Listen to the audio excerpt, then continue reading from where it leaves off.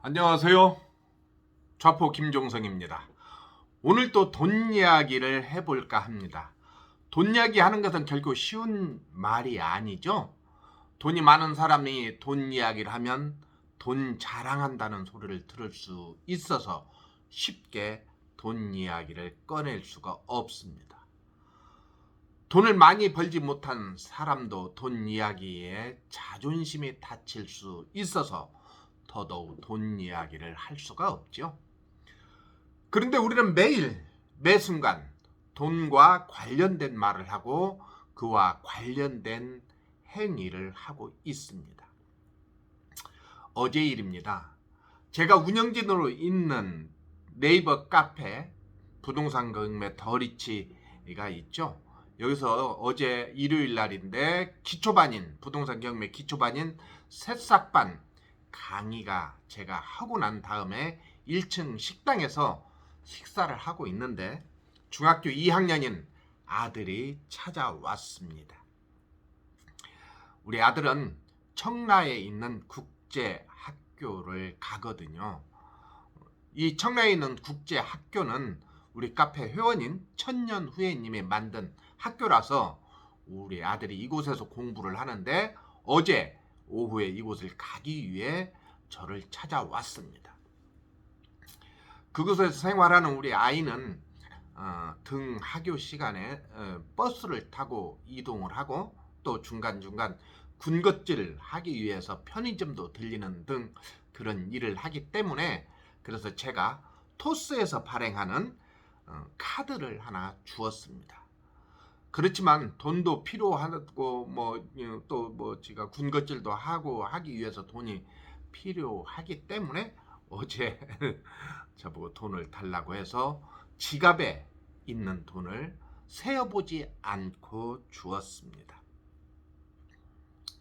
저는 아이에게 용돈을 주지 않습니다. 왜 그러냐면 우리도 경험을 해봐서 알지만 용돈은 항상 부족하지 않나요? 그렇기 때문에 용돈이 더 필요할지도 모릅니다.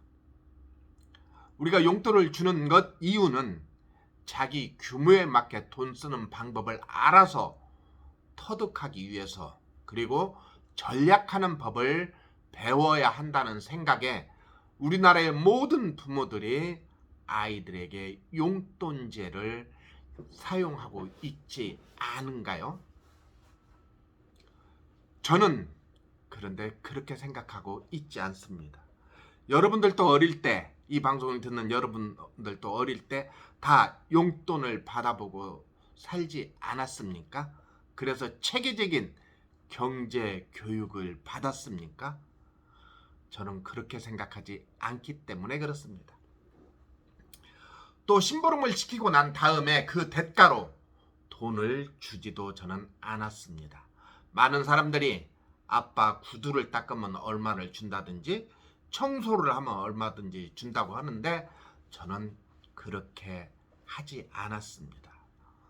또한 설거지도 저는 아들을 가급적이면 안 시키려고 합니다. 물론 어쨌든 한 번씩 네가 먹은 거 네가 한번 닦아봐라 하기는 하지만 설거지를 시키고 돈을 주어본 적은 없었습니다. 그 이유는 장가 가면 평생 해야 되는데 지금부터 그렇게 할 필요가 없지 않나 그런 생각도 있기도 해서 아무튼 이렇게 집에서 사소한 집안일을 도우면서 그 대가로 저는 우리 아이한테 용돈을 주지는 않았습니다. 그 많은 사람들이 근데 저와는 반대로 이렇게 노동 하기 싫은 일 이런 것들을 체득하기 위해서 경험을 쌓기 위해서 집안일을 함께 하기 위해서 일을 분담하면서 수고로움을 조금은 돈으로 보상해주고 그것을 통해서 값진 돈에 대한 값진 교훈을 얻게 하기 위해서 그렇게 하고 있습니다. 다시 말씀드려서 어릴 때부터 경제 교육을 시키고 싶어서 그런 것이 아닌가 생각이 듭니다. 이 방송을 듣는 우리 모두도 어떻게 보면 그렇게 배우면서 성장하지 않았을까요? 많은 사람들은 부자로 가는 길에서 몇 가지 이야기를 합니다. 그 중에 가장 우선적으로 말하는 것이 지출 관리입니다. 무엇보다도 중요한 것은 내가 얼마를 벌고 얼마를 쓰고 얼마를 모았는지 한눈에 알 수 있도록 하기 위한 것이죠. 너무나도 중요한 이야기일 수 있습니다. 그래서 많은 사람들은 엑셀 표를 작성하고 수익과 지출을 넣고 결산을 해봅니다. 그래서 종잣돈을 파악하고 월 이익이 얼마가 났는지 손해가 얼마가 났는지 파악해 보는 것입니다. 그러면서 혹시 나도 모르게 습관된 소비에 빠져서 지출된 돈이 얼마인지를 확인하고 그 습관을 고쳐보고자 우리는 가계부를 쓰고 그걸 통해서 돈을 모은다는 것이죠. 저도 이런 이야기에는 100% 동의합니다. 그렇게 해야 종잣돈이 모아지니까요. 그런데 말입니다. 그렇게 해서 얼마나 모아질까요? 그렇게 해서 1년에 500만 원을 절약할 수 있을까요? 500만 원을 절약하고 500만 원을 모은다면 저는 그렇게 하기를 적극적으로 권해드립니다. 다만 한 가지, 내 안에 쓰고 싶은 욕구, 가지고 싶은 욕구, 먹고 싶은 욕구를 억제하면서 500만 원치 절약했다고 한다면 혹시 나중에 500만 원이 아니라 1000만 원어치의 탈이 나지 않을까 하는 걱정이 듭니다.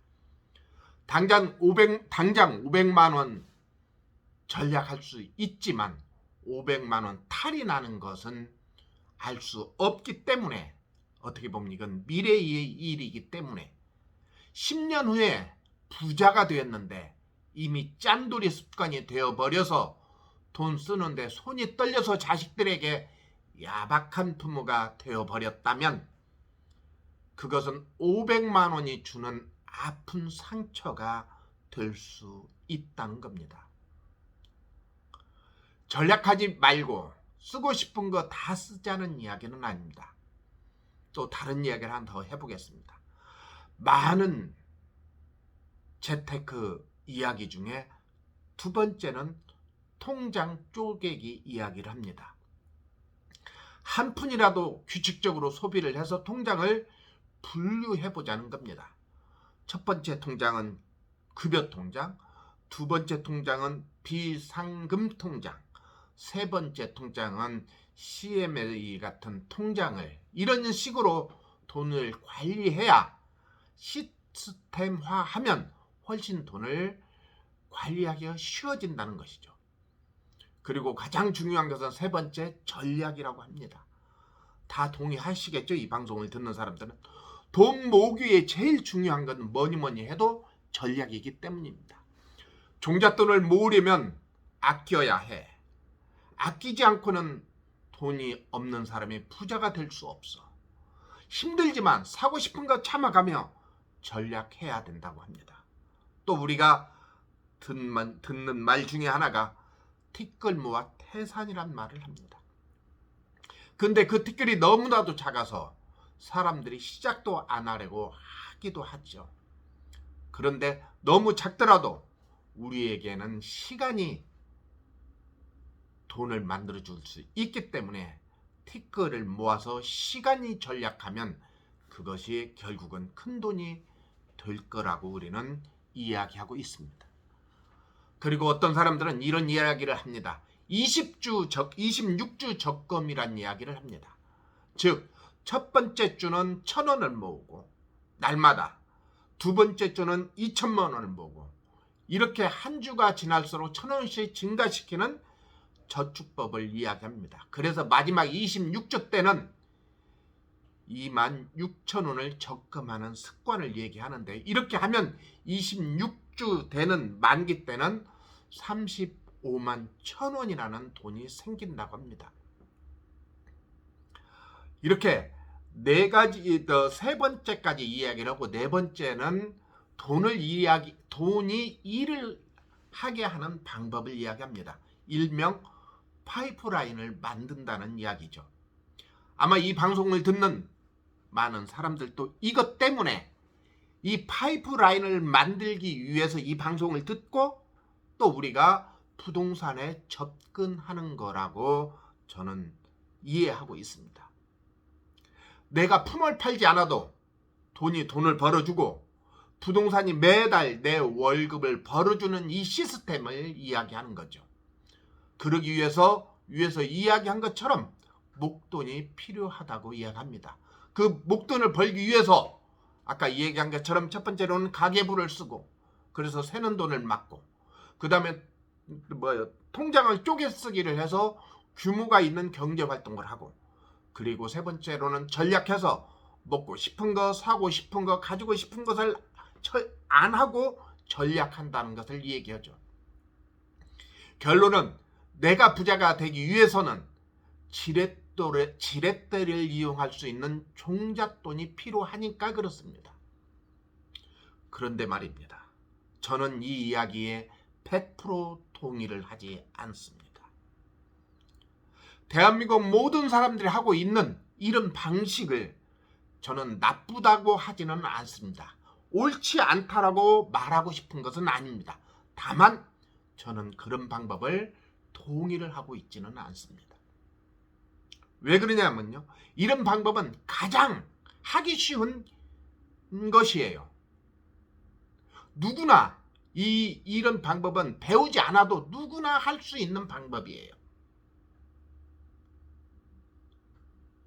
다시 말해서 누구나 할 수 있고 부자가 될 수 있는 방법이라 해도 저는 이런 방법은 권하고 싶지 않습니다. 그래서 저는 아들에게 용돈제를 도입하지 않았고 간단한 집안일을 시키거나 심부름을 시켜서 그 대가로 돈을 주지 않았습니다. 수많은 재테크에서 사용하는 것은 종잣돈을 모으기 위해 이런 방법을 선택한다고 그러는 거죠.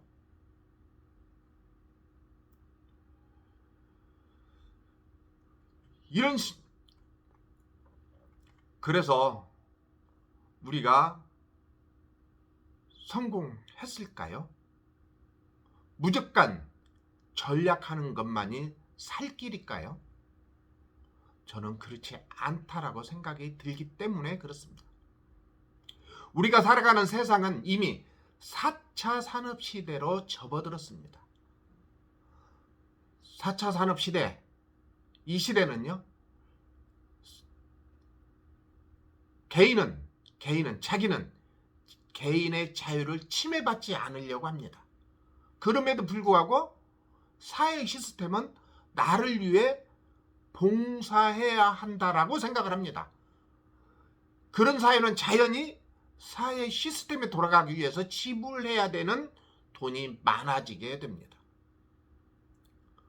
그러려면 돈을 많이 벌 수밖에 없죠. 많이 벌어야만 가능합니다.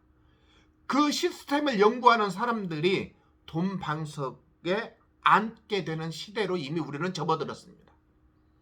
나를 위해서 내가 시킨 물건이 집 앞으로 배달되는 택배 시스템이 아마존 회사를 세계 인류 기업으로 키워버리지 않았습니까? 또 내가 물건을 주문하기 위해서 사용하는 핸드폰, 이것을 만든 삼성전자가 세계의 인류 기업이 되어버리지 않았습니까? 이렇게 생각의 발상이 변했는데 우리는 아직도 전략해야 부자가 된다고 말을 합니다. 그런데 말입니다. 생각해 보십시오. 내가 돈을 써봐야 다른 사람이 나를 위해서 지갑을 열 수 있는 방법을 알 수 있다는 겁니다. 전략만 하다가는 평생 햄버거만 먹고 살아야 할 수도 있습니다. 며칠 전에 TV를 보는데요. 젊은 여성 3분과 젊은 남성 3분이 스페인에 가서 식사를 하는 모습이 나왔습니다. 고급진 레스토랑이죠. 그래서 제가 아이 엄마에게 한 말이 우리 아이도 저런 식당에 가서 사람들과 어울리면서 맛있는 식사를 하는 기회를 많이 만들어주면 좋겠다, 그런 얘기를 했습니다. 그런 곳에 출입하는 사람들과 어울려야 그것이 비즈니스가 되고 거기에 돈을 버는 정보가 있기 때문에 그렇습니다. 그곳에서 돈의 흐름을 확인할 수 있기 때문에 그렇습니다. 전라남도 순천에서 연애원 회원을 다니는 회원이 있습니다. 지난 7월에 저랑 몇 명의 우리 회원들을 합쳐서 강원도 원주로 캠핑을 다녀왔습니다. 그것이 인연이 되어 9월에 이 회원은 청라에 집을 샀고 11월 하순, 이달 하순에 이사를 오게 됩니다. 9월 달에 저와 상담을 할 때 이 회원은 종잣돈이 부족해서 서울은 가고 싶지만 쉽지 않으니까 빌라라도 괜찮은데 어디가 좋겠냐고 하면서 상담이 시작이 됐습니다. 그래서 결국은 오를 수 있는 지역을 선택했고 이 회원이 산 집은 운이 좋게 싸게 매입을 했고 매입한 금액과 대비해서 지금 호가로 약 5천에서 1억이란 돈이 올라 있습니다. 전략만 해서 이 돈을 모을 수 있을까요? 이분이 가지고 있는 전셋돈, 그것도 규모가 작습니다. 모아놓은 돈 많지 않았습니다. 그런데 이 집을 사기 위해서는 지렛대가 필요했습니다. 그런데 우리는 많은 사람들이 돈 이야기 하기가 힘들어서 말을 하지 않고 그냥 마음을 닫아버렸습니다. 그런데 이분은요, 이 길이 살 길이라고 생각해서 지혜를 모았고 결국은 선택을 해봤습니다. 돈 모으는 거 쉽지 않습니다. 또 종잣돈이 모아야만이 큰 돈을 모을 수 있습니다. 그것은 분명한 사실입니다. 그런데 우리가 언제 큰 돈이 있습니까? 지금 가지고 있는 돈이 없잖아요. 똑같이 지금 순천에서 올라오는 그 회원도 돈이 없습니다. 그런데 선택을 했고요. 그런데 일을 저질렀습니다. 돈은 있어서 하는 게 아니라 결정을 할 때 돈은 만들어지는 겁니다. 오늘은 여기까지 하겠습니다. 앞으로도 돈 이야기를 조금 더 해보겠습니다. 우리가 돈 이야기 쉽지 않아요. 돈 버는 것도 쉽지 않지만 의외로 돈 버는 거 쉽다는 거 말씀드리고 싶습니다. 오늘은 여기까지 하겠습니다. 안녕히 계세요.